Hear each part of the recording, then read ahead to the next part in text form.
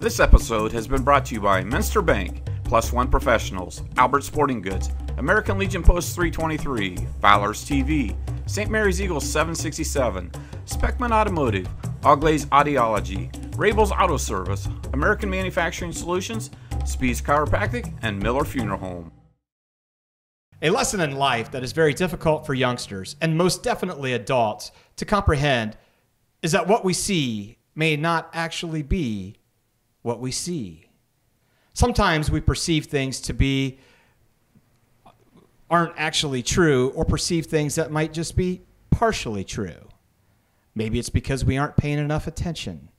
We are tired. We jump to premature conclusions, or we are being led to be purposely tricked into seeing something that may not actually be the case. Now imagine if we are watching somebody who is a professional who performs routines that deceive the eye. Our guest today is just that person, an international award-winning illusionist, creator, and inspirationalist. Welcome to Rider Nation Station, Krendl. Man, thanks for having me. Looking forward to this. So it's my understanding that you just have put an all-day performance with all of our schools here at St. Mary's. That's right. I got a whole taste of the town just by going to 4 schools. And I'm impressed that there are 4 schools in such a small town. So it's impressive to see that many kids and youngsters all around. So what was it like performing? Because you did from kindergarten all the way up to our seniors. So what was it like today? That was great. The good thing is that because they're divided, I'm able to do, I can play to that crowd. Yeah. So it also keeps it fun for me. So I'm not doing the same thing over and over. But it's this whole concept of coming back to a small town community and vibe and being in the buildings and the structures and like all that stuff is just reminiscent so much of how I grew up, and so it was like being home again. You know, it felt good. Typically, when we're interviewing people that are from St. Mary's or originally from St. Mary's. We're straying away a little bit today because you're not. Your hometown Delphus. Is Delphus. And I was joking with the kids. I was wondering if anyone's been to the faraway land of Delphus, and a lot of them haven't actually. Yeah. So I was exotic. and exotic, and being an illusionist. We don't have illusionists walk into St. Mary's, Ohio every day, and so when we had the opportunity to interview you, we wanted to definitely take advantage of it. What message did you try to convey to our students today? Well, the older they got is where we spent more of the message component. The younger bit really is. So I was taught through my mentor in magic. There's 2 major schools of magic, one of which still people haven't lost fear of, which is a magician or an entertainer takes a volunteer, brings them up, and basically makes fun of them and proves that they're better, and then sends them away. Right. And I noticed, like with adult crowds, that's why they don't like being they don't want to be made fun of. They don't want to get. But with kids, they haven't learned that yet, so they're all anxious. And so my mentor growing up made me aware of that even when I was 14, learning from him. He's like, that's not how you do it. You don't. So it's always about bringing people up and empowering them, letting them feel like they did the effect. And it's no different than with the kids that we brought today. So even in the younger kids, even though it's just a magic show, it is about where they get to feel the applause and they get to feel connected. How neat. The high school basically we tapped into one of their sayings, which was they have their saying of all in, and about the power of being fully committed to what you do. Sure. That worked hand in hand with everything that we do in our situation, and so we got to tell the story, or I got to tell the story of my water cell experience and about the dedication that took, and it both literally and figuratively for me, it was always about being all in. They hung me upside down and lowered me into a tank, and it was all or nothing. You have one breath and you got to get out. So it was an easy concept to teach and cross-promote. Yeah, awesome. The other reason that we wanted to interview you on Rider Nation Station is because you're actually going to do a performance.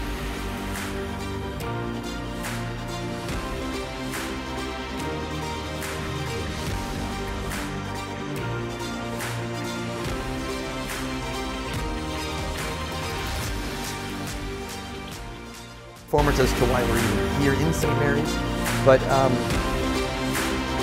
this goes deeper into my philosophy of how I developed my company, and even kind of a concept that we cross-promoted at the high school of it is far better to finds purpose and meaning with what you do, no matter what it is. And with magic, it's always been, well, I'm just a guy who likes to get attention, and I'm a guy who just does card tricks, and how is that meaningful and beneficial? And so I've turned it into this community enrichment series where we raise funds, and those funds then go back to the community, and then to use for whatever purposes, and that's where this all ties in with the SMART organization, Sure. is that they're providing entertainment that's free to the town, and instead of always going after the businesses that keep putting money in to make this happen, we came up with this whole community event so that they can come see a show, pay for it, but then that money goes back into the funding so that they can get bigger and better events in the future. Outstanding. What a great mission vision that you have there for helping people out. And you know what's neat is people will remember when you're here years down the road. And like we always say here at Writer Nation Station, this is for today, but really it's for 50 years from now. And an interesting piece that really won't be meaningful to you, but our bicentennial celebration's coming up in 2023. And we're in preparation for that, and I've been doing some film conversions from old 8mm. And I've come across the sesquicentennial films, and in Memorial Park, this pole has to be at least 30 feet in the air. And I'm like, what is going on? And all of a sudden, the movie camera captured this acrobat who is at the very top of the pole hanging upside down with an ankle strap, spinning around and doing acrobatic. And this is on a video. This is on, yep, it's converted. And so I asked my brother, who's older than I am, I'm like, do you recall anything about that? He's like, I absolutely do. I remember that. So, you know, when you're here, it's going to be neat for well into the future. Well, luckily we have digital now. Right. So hopefully it'll last a little bit longer. Yeah, and be easier to review. But yeah, and then the interesting thing is she ziplined from that pole down to the ground. Try to do that now with liability issues. I don't think you're allowed doing that anymore. Right. So, talk to us briefly about why you wanted or how you became an illusionist and what your first trick was. So, when I do Q&A sessions and stuff with other groups, I've had this question before. So there's an honesty to this that I try to keep, which is I don't officially remember my first trick, but I remember one of the first, and it was based in the science realm because my start into magic is I never saw a magician. I didn't. Copperfield was really big when I was getting into magic, when he was just starting on national television, and it wasn't any of that. I was dropped off at the library, and I had to read 4 books in order to get a personal pay and pizza. It's the Book It program, and I got 4 books, and one was like on sign language, ventriloquism, shadow puppets, and magic. When I look back on it, it's weird that I picked all these hand manipulation things. Right. Like that did not dawn on me until much later in life. But whatever reason, magic clicked with me. And I was at an age, I was 10. So I think especially little boys, but what's great to see, because I do a lot of these camps and workshops, there's more and more girls now. I've done camps where there's more girls than guys. It didn't used to be like that. So it's good to see that evolution. But for little boys, like I think between the ages of like 7 and 10, magic is the coolest thing in the world. To be able to know a trick that an adult doesn't know, you know. So that's what drove me into it. And it was basically, my parents just let me destroy the basement. And I would use, my first one was, I remember, was the salt thing. So it's a string and an ice cube. And you sprinkle magic wiffle dust, and then magically the string sticks to the ice cube, and you've created magic. And I love telling this to kids, because I ask the kids, all right, so what was the magic wiffle dust? And they'll say salt right away. And I think it's cool for like a first grader to be able to, I wasn't that smart when I was that little, so I was impressed when the kids picked that up. So I don't know what it says for me because I have no idea. But that's how I got my start, was just the idea that and the other thing that, and again in hindsight, I hated reading. I was horrible at it. I hated when the teacher called on me, and I even had like eye troubles where I had to go and get my eyes retrained. It wasn't a lazy eye, but it was like an eye that just didn't always want to, so I'd lose my place. And so I'd always embarrassed. But the benefit of magic that suited me was you don't have to read a book cover to cover. And then in addition to that, you can pick up a chapter like card tricks or coin tricks, and they're all chaptered up. And then you can read the effect. Wow, that sounds neat. Then you can read what's needed to make the trick, and then you can decide if you have it or not. If it sounds good, you move forward. If not, you skip and you go to the next. So for my ADD as a kid, that worked great. Sure. And that developed my love of reading because now I was getting something out of it for the first time in my life. And the rest, I guess, as they say, is history. Yeah. At age 12, I started performing for money. Yeah, my first residency, wow. I had a residency when I was 12 years old, and that was at McDonald's. It was the local McDonald's in Delphus. And I remember it took me 6 months to get in. I had a neighbor friend of my family. Her name was Ellen Ditto. And she said, why don't you should write a letter. And I'm in 6th grade at the time. This means nothing to me, right?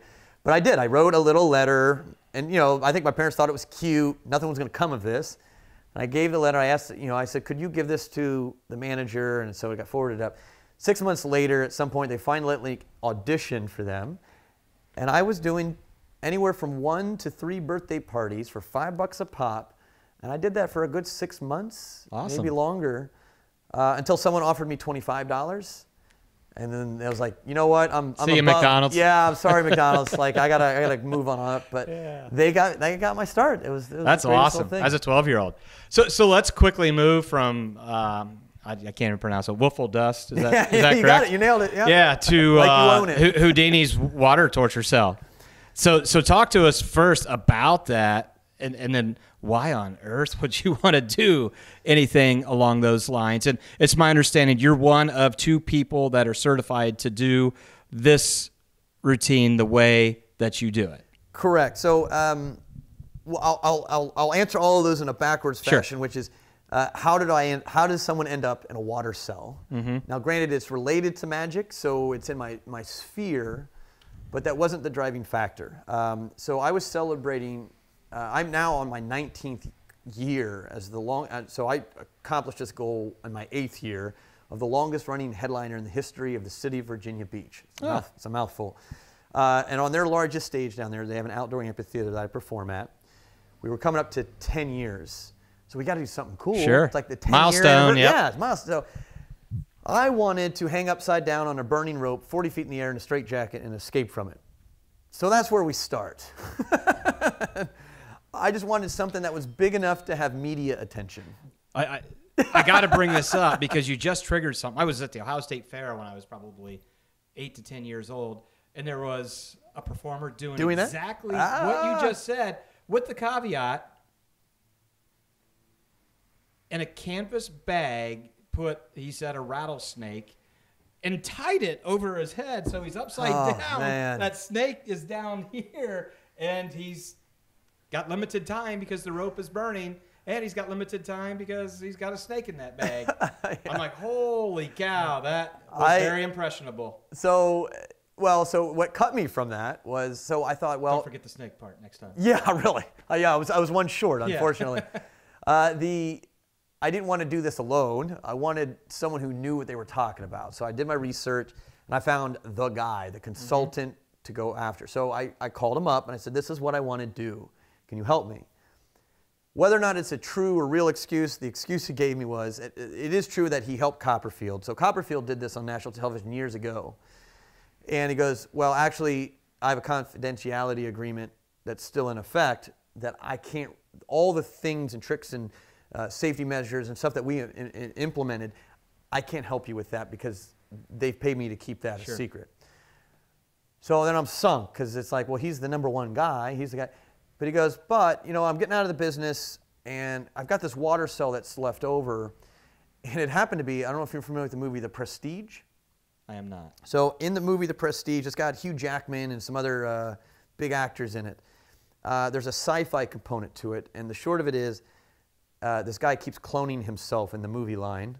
I'm giving it away now, by the way, so if you ever watch the movie, you're going to hate me. But he makes replications of himself, and they fall into this water cell, and they die inside, like it's in the movie. So there's 12 of them that are real, and then the rest are CGI'd. Okay. Mine was the last of the lot. So I got, from the movie set, The Prestige, this water cell.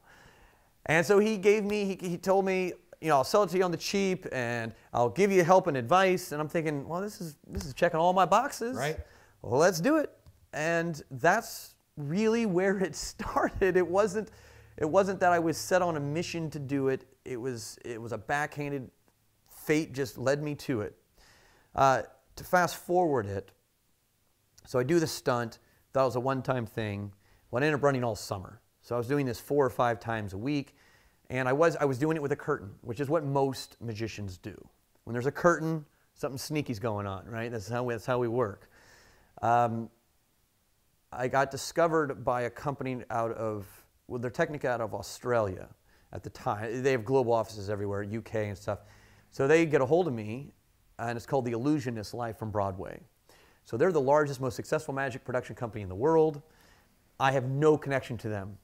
So they call me up. They saw a video of me doing the water cell where the curtain didn't drop until the 2-minute mark. So they knew I was holding my breath for at least 2 minutes or longer, and that's what they were looking for. Okay. So this thing starts unraveling. To speed this storyline up, I get hired, so now things get real. Now I'm on a world stage. I'm going on the biggest stages in the world. I need to get my stuff together. I got to prove that I'm worth this. Mm-hmm. So I was based in Virginia Beach at the time, so it's a heavy military area, which is important for the fact that I ended up with a free diving coach, and in addition, it was a Navy SEAL medic.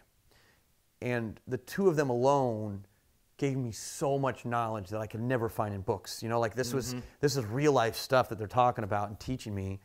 They held my head underwater. It was all in a controlled environment, but they were trying to push me to my limits. I ended up holding my breath. My personal best record underwater is 5 minutes, just in a static float mentality, and they're the ones who got me there. In performance mode, I'm lucky when I can get to my 3-minute mark. Sometimes I can go, my longest I think is around 3:45 in a show, but there's a lot of different aspects going on. I'm upside down, so I have blood going to my head faster before I go into the tank. You've got audience and lights, and you can't do certain breathing techniques because people don't want to wait. They just want to get you in the tank. So there's these deficits that you have to learn to work around. But that's ultimately, it was just one thing after another, and you just kept stepping up. I didn't want to fail. I wanted to succeed, and I wanted to do better. So I just kept pushing myself.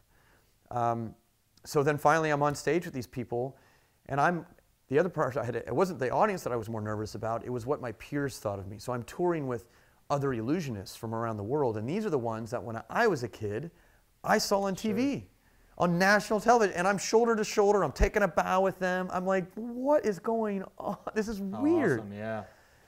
6 years. Year after year, month after month, they just kept contracting me, and I got to go to new places and more places, and the only thing that stopped me was COVID. In fact, I had 2 more contracts going further, and they both got ripped out because of COVID. And I did get one offer recently for just a one-off, but I was already contracted, so couldn't do it. So I don't know if it will ever come into existence again, but regardless, it was I will never be able to replace that in my life, that ride. So that Houdini water torture cell is kind of what puts you at the highest point, the zenith for you professionally. Correct. And it really came down to, so there are artists that perform this, and there's a history behind this, because also what's a misnomer, people who may know a bit about Houdini know that he died. A lot of people are aware of the water cell because of this. And it's not what killed him, but it is the last of what the public ever saw of him. He was already injured. He had a burst appendix. He had a fever that day. He was on a train ride. But the whole adage of the show must go on, he's a showman, he's going in. So he goes into the tank with this fever, with this injury, and passes out. So this is super traumatic. So ambulance, the show's done. They're rushing him to the hospital. He was too far gone. And in that day and era too, on cleanliness of tools and all that stuff, he was done. So he died there at the hospital, but it does have that element to it that death is associated with this stunt. Right. There have been people who have been injured. I've been injured. I've got scars on my head from getting cut inside the tank, and it is a very intense bit. Yeah, I've learned more about myself in that one stunt than I have with anything I've done in my life. So it is an intense experience. My, oh, my. And this is where we say, don't try this at home. You mentioned the adage of the show must go on. Let's talk about another adage is it's difficult to teach an old dog new tricks. And how is it, you continually do your shows and you're always looking for that next best one, right? It's true. And how do you come up with that? And you also want to be different probably than the guy next to you that you've been shoulder to shoulder with. It's challenging in the magic world for different reasons. And I actually had a really fun conversation with a magician, he's out of Portugal, and we were in Hong Kong performing together. And his statement was, of all the entertainment, magicians, they offer the laziest art form. And I was like, what? Like, I was so, and he's really, he's like the Copperfield of Europe, this guy that I'm talking to. His name's Luis de Matos. And he's done 10 years on national television there and, does all the specials. And I was just, my heart ached. But as he broke it down, it made me realize a lot about magic and the difficulties and challenges we fear. What he means by that, to clarify that, is that you can spend $20 and go get a trick, and it does it for you, and you're a magician. Right. And so if you don't have any skills or talent, you can buy it. And then you can go do shows for people and get paid money. And in that context, he is 100% right. And it's hard because, so now this is where it starts crossing, is that, so there's a huge market space for magicians where people just sell their ideas. Right. Yep. Much like baseball, as an analogy, usually your pitcher isn't your best batter, and your best batter is not a good pitcher. It's one or the other. And it's the same with magic. There are people who are really skilled at creating magic, but they don't have the personality or showman to deliver it. Exactly. So there's that shared element. That's healthy. But what will happen is once it becomes manufactured and repetitive and anyone can do it, if you're a true professional and you're pushing yourself as an actual artist, that means you have to dump it and move and go to something else. Or how do you take this and turn it so far upside down on its head? You can fool the people who even know the secret, and that is possible. There are shows like Fool Us now that exist, right, with Penn and Teller, super popular, and it's magicians performing to other magicians, and in most cases we're all doing principles that we know, but they still fooled us because you applied it in a different way. Yeah. So there's that aspect to it. How to keep yourself fresh with it, that's different for everyone. Mm-hmm. For me, I focus on trying, well, there's really two things. One of which is I find my art and what I do outside of magic.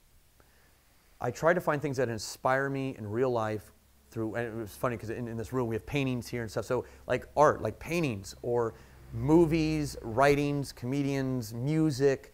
These are the things that drive me, because what will happen is if there's a connection to an idea, then I can go to the magic world and say, all right, if I want to, I do a bit on time travel, because time is an illusion. It's one of the biggest, there's a show I'm working on called The Illusions of Our Reality. And time is the foundation of this, because we made the rules up. It doesn't exist. And so I wanted to convey, how do I make that a reality in people's minds, to make them understand that this is really made up stuff, that Einstein's theory of relativity is a major component to our fundamentals of like how you can bend time and everything. So I do a bit then on time travel. So I'm taking a standard effect that existed in the magic market, but I've bent it to my presentation style of getting a point across, so that it's not like, well, for my next trick, kids, like it doesn't have that element to it. So in a roundabout way, those are kind of those ways of, you have to be aware of the old tricks so that you don't want to be that, and as you were saying more poetically, is that you can't teach an old dog new tricks. You don't want to be the old dog on the block. In entertainment, you've always got to keep it fresh. Right. The other aspect, and the final aspect of this is music and comedy. And comedy is a little closer associated to us, music not so much, in that you want to hear that song again. You want, because you reminisce, you connect with what it meant in your life when you first heard it. Absolutely. You love your old songs, right? With magic, you can't, because it's the art of misdirection. So if you know what's going to happen, Now it's not as fun to watch. Same with, so comedians have that. There's a dichotomy to that. Some people love to hear their same kind of like, oh, this joke is great, wait till you hear it, and then that guy tells it really well, and that's why you want to hear it. But it's not as funny because you're not surprised by the punchline. So comedians are always having to drive themselves to rewrite and rewrite. And with magic, in vaudeville, right?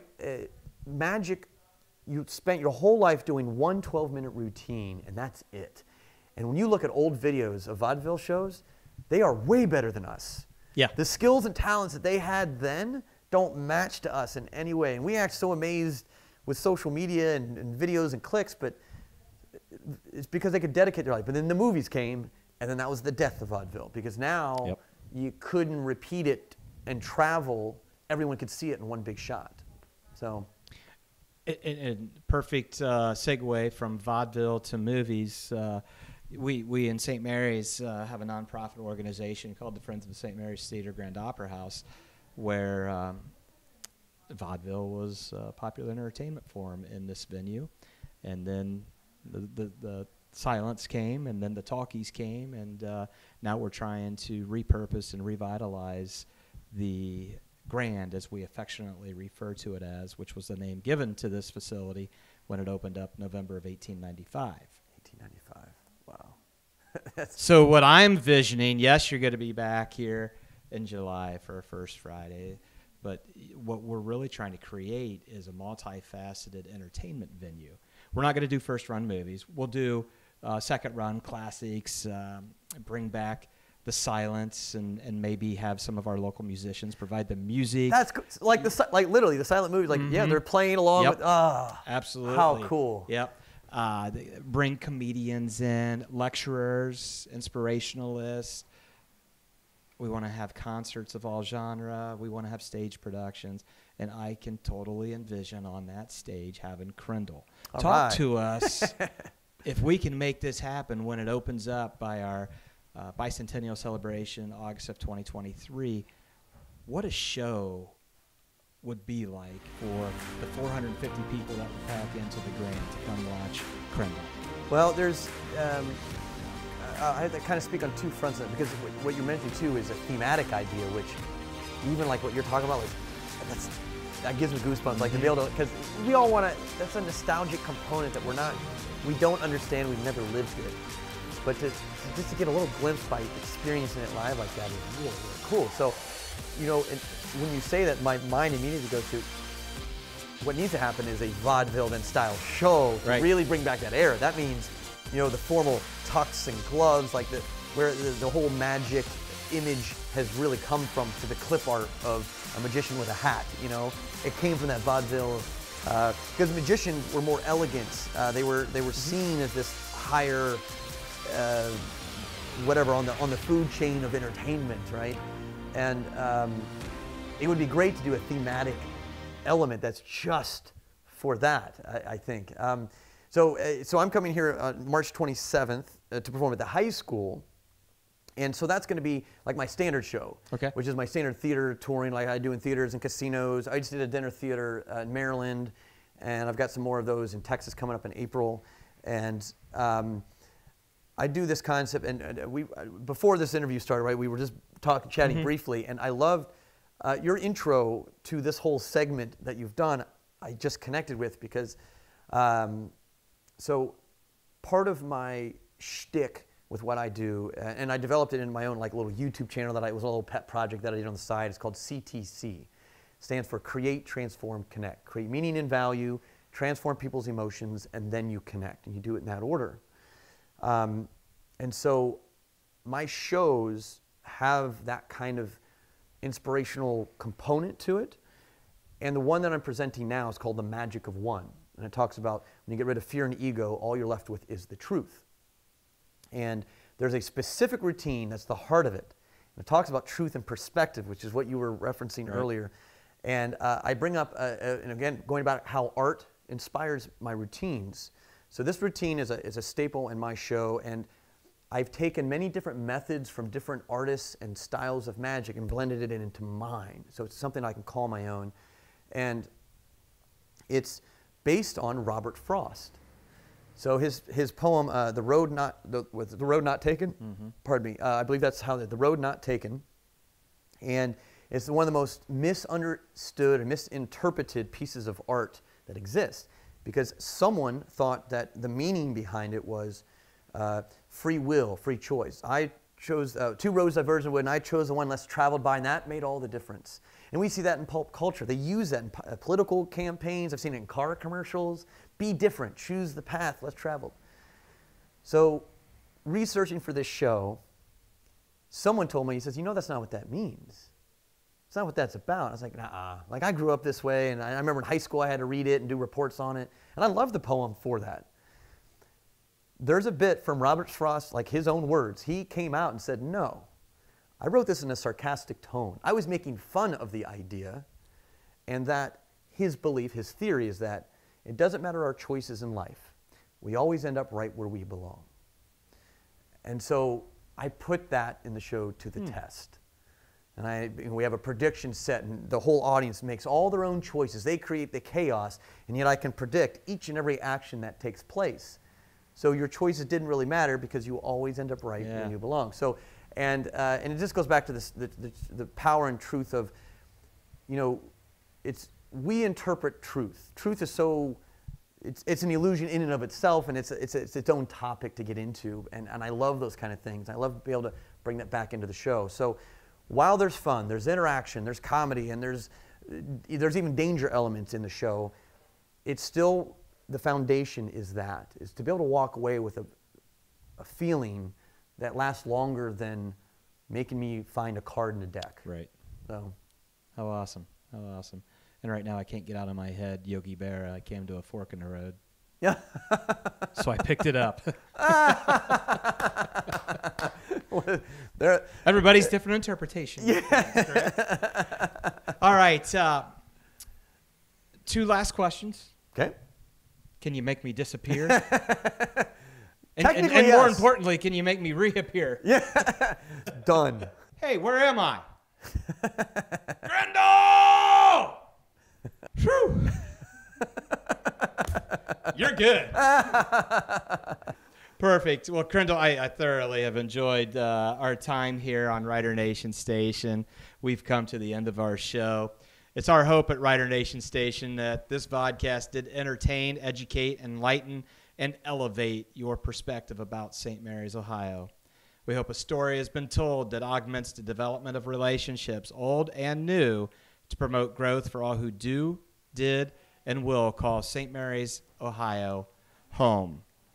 Again, I want to thank Krendl for sharing your story, sharing your time today with our students, and everybody look forward to his upcoming performances, and definitely we'll throw a big performance at the Grand when it's ready to We'd love it. To be done. I hope you think positively about our town, the town we did not inherit from our ancestors, but the town we borrowed from our grandchildren.